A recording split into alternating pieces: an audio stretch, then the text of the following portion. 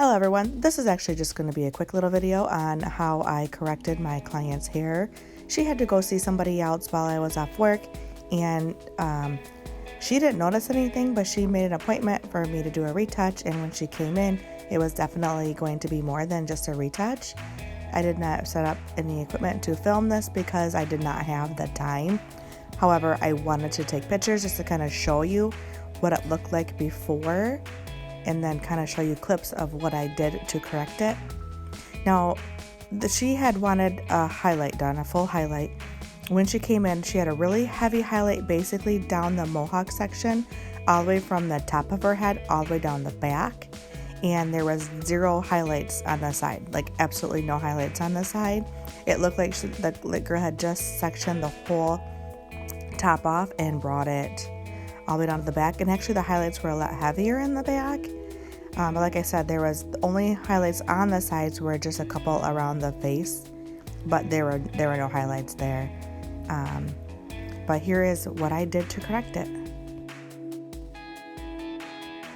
I first applied highlights on the side because her hair is darker and clearly they're going to need to process a bit longer. But for the back, it looks like she did fine slices all the way through, so we obviously had to break those up. I did a highlight and a lowlight, and I did a very fine weave. I used Redken FLASHLIFT with 30 volume at her root, and she had some brassiness, so I brought down 10 volume throughout where I needed. And the lowlight was Logic's 6N full and a splash of 4N full, just to kind of break that up a little bit.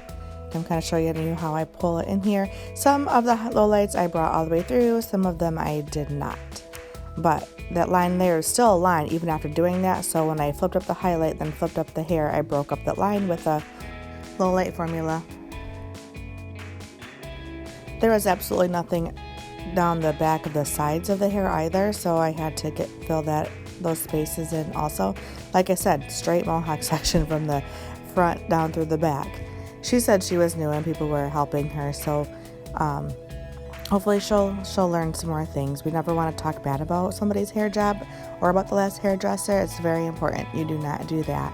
It shows your character, and it says a lot about the person or stylist you are.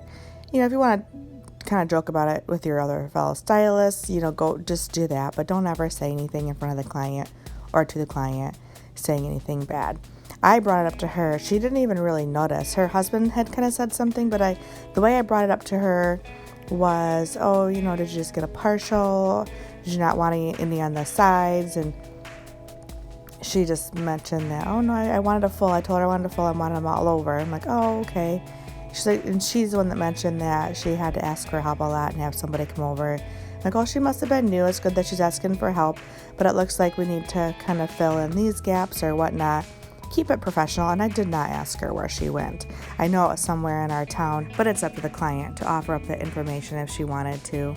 But like I said, it doesn't really matter who did it. I'm doing it now. We are correcting it. It'll be on the right track, and I'm sure this young stylist is going to learn. Remember how it is when we first started learning, and hopefully there is somebody in the salon that she works at who is on her side and can help maybe critique and let her know, kind of take her under their wing and help her out with that. That's what needs to be done. That's how we grow as stylists.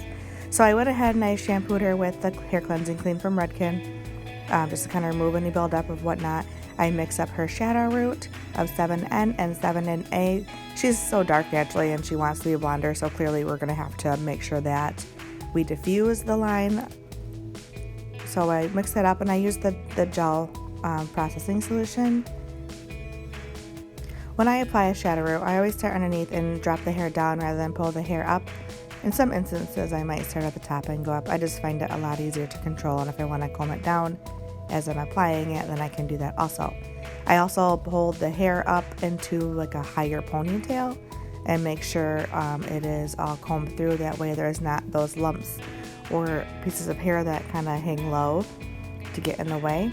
And you see I'm tapping it. If you can tell right here, I'm taking the brush and just literally tapping it. I'm not really dragging it down.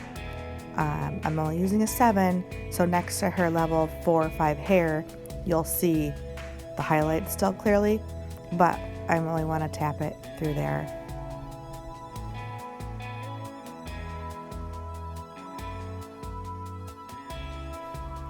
For her toner, I mixed up 9 NB, 9 V as in violet, and 9 GI. Now the 9 NB is a perfect balance blonde any day. I love that color. I love that tone. I added the V because her yellow is a little bit stronger than I know the NB will correct. And I added the GI because we want it to be caramel still, but the GI also has a violet base and will tone that and it'll help balance everything out. And it ended up being a really pretty color, guys.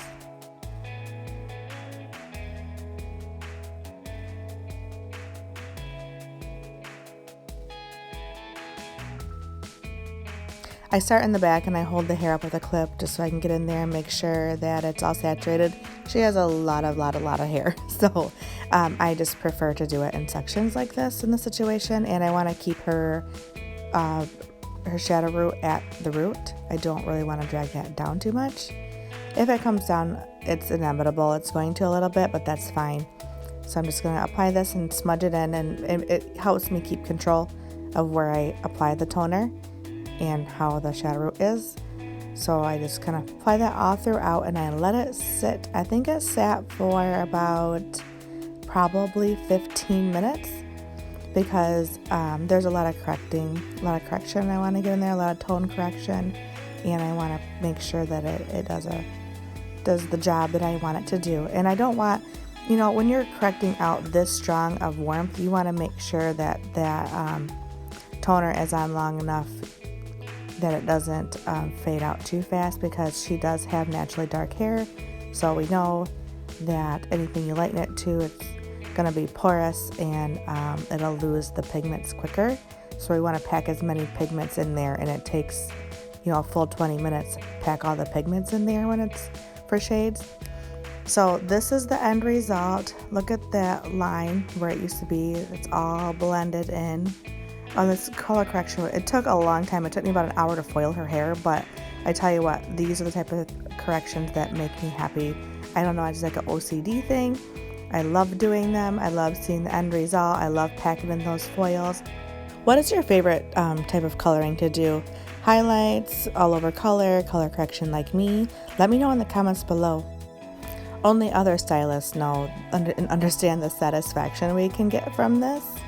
So like I said, it's always good to have a challenge in your chair sometimes. It keeps you on your toes, and you always learn something from it. And I hope by putting this video out there for you guys, maybe I've helped one of you to correct something like this comes in your chair. And thanks for watching. I hope you come back again, and I will see you on the next video. Bye.